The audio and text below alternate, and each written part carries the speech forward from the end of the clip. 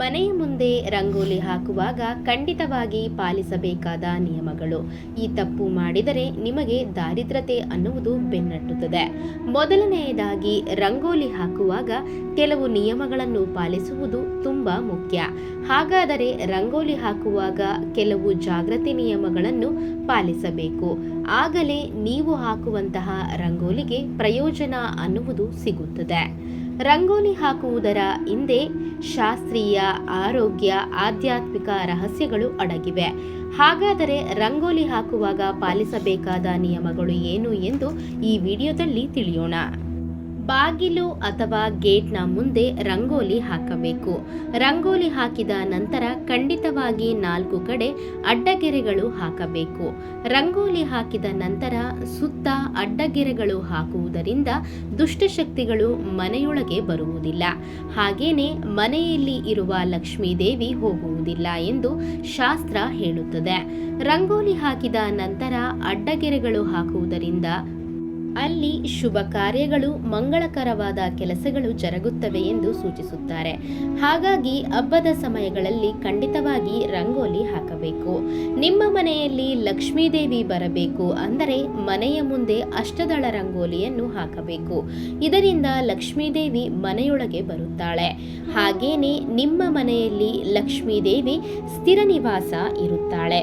ದೇವತೆಗಳು ಇರುವ ರಂಗೋಲಿ ಅಂದರೆ ಸ್ವಸ್ತಿಕ್, ಓಂ, ಶ್ರೀ ಅಂತಹ ಪವಿತ್ರ ಗುರುತುಗಳಿಂದ ಕೂಡಿರುವ ರಂಗೋಲಿಯನ್ನು ಮನೆಯ ಮುಂದೆ ಹಾಕಬಾರದು.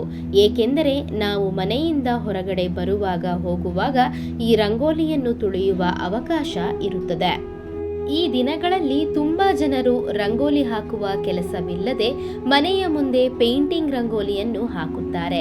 ಆದರೆ ಮನೆಯ ಮುಂದೆ ಪೇಂಟಿಂಗ್ ರಂಗೋಲಿಯನ್ನು ಹಾಕಿದರೆ ಯಾವುದೇ ರೀತಿಯ ಫಲಿತಾಂಶ ಅನ್ನುವುದು ಇರುವುದಿಲ್ಲ. ಹಾಗಾಗಿ ಖಂಡಿತವಾಗಿ ಮನೆಯ ಮುಂದೆ ಅಕ್ಕಿ ಹಿಟ್ಟಿನಿಂದ ರಂಗೋಲಿ ಹಾಕಬೇಕು. ಯಾವ ಸ್ತ್ರೀ ಆದರೆ ದೇವಾಲಯದಲ್ಲಿ ಹಾಗೇನೆ ಅಮ್ಮನವರು ಶ್ರೀ ಮಹಾವಿಷ್ಣುವಿನ ಮುಂದೆ ನಿತ್ಯ ರಂಗೋಲಿ ಹಾಕುತ್ತಾಳೋ ಆ ಸ್ತ್ರೀ ಚೆನ್ನಾಗಿ ಇರುತ್ತಾಳೆ. ನಾವು ನಿತ್ಯ ಉದಯ ಮನೆಯ ಮುಂದೆ ರಂಗೋಲಿ ಹಾಕುವುದರಿಂದ ಸಂಪತ್ತು ಹೆಚ್ಚಾಗುತ್ತದೆ, ಲಕ್ಷ್ಮೀದೇವಿ ಸಂತೋಷಿಸುತ್ತಾಳೆ. ತುಂಬಾ ಜನ ಇದನ್ನು ನಂಬುತ್ತಾರೆ. ಮನೆಯ ಮುಂದೆ ರಂಗೋಲಿ ಹಾಕುವುದು ಲಕ್ಷ್ಮೀದೇವಿ ಅನುಗ್ರಹಕ್ಕೋಸ್ಕರ ಮಾತ್ರವೇ ಅಲ್ಲದೆ ನಮ್ಮಲ್ಲಿರುವ ಪ್ರತಿಕೂಲ ಆಲೋಚನೆಗಳು ತೊಲಗಿ ಹೋಗಿ ಶುಭ ಫಲಿತಾಂಶಗಳು ಬರುತ್ತವೆ ಎಂದು ಹೇಳುತ್ತಾರೆ. ಬೆಳಿಗ್ಗೆ ಸಮಯ ಅಕ್ಕಿ ಹಿಟ್ಟಿನಿಂದ ಮನೆಯ ಮುಂದೆ ರಂಗೋಲಿ ಹಾಕುವುದರಿಂದ ಮನೆಯ ಸಮೀಪದಲ್ಲಿರುವ ಪಕ್ಷಿಗಳು, ಕೀಟಗಳು, ಪಾರಿವಾಳಗಳು, ಇರುವೆಗಳು, ಇತರೆ ಕೀಟಗಳು ಅಷ್ಟೇ ಅಲ್ಲದೆ ರಂಗೋಲಿ ಹಾಕುವುದರಿಂದ ಗ್ರಹ ದೋಷಗಳು ಕೂಡ ತೊಲಗಿ ಹೋಗುತ್ತದೆ ಎಂದು ಹೇಳುತ್ತಾರೆ. ಇವೆಲ್ಲ ಆ ಪಕ್ಷಿಗಳಿಗೆ ಆಹಾರವಾಗಿ ಬದಲಾಗುತ್ತದೆ.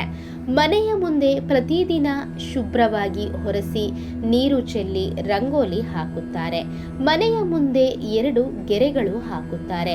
ಹೀಗೆ 2 ಅಡ್ಡಗೆರೆಗಳು ಹಾಕುವುದರಿಂದ ತುಂಬಾ ಉಪಯೋಗ ಆಗುತ್ತದೆ. ಮನೆಯ ಮುಂದೆ 2 ಅಡ್ಡಗೆರೆಗಳು ಹಾಕುವುದರಿಂದ ದುಷ್ಟಶಕ್ತಿಗಳು ಒಳಗೆ ಬರುವುದಿಲ್ಲ. ಅಷ್ಟೇ ಅಲ್ಲದೆ ರಂಗೋಲಿ ಹಾಕಿ 4 ಕಡೆ 2 ಅಡ್ಡಗೆರೆಗಳು ಹಾಕಿದರೆ ಶುಭ ಕಾರ್ಯಗಳು ಜರುಗುತ್ತದೆ, ಮಂಗಳಕರವಾದ ಕೆಲಸಗಳು ಕೂಡ ಜರುಗುತ್ತದೆ.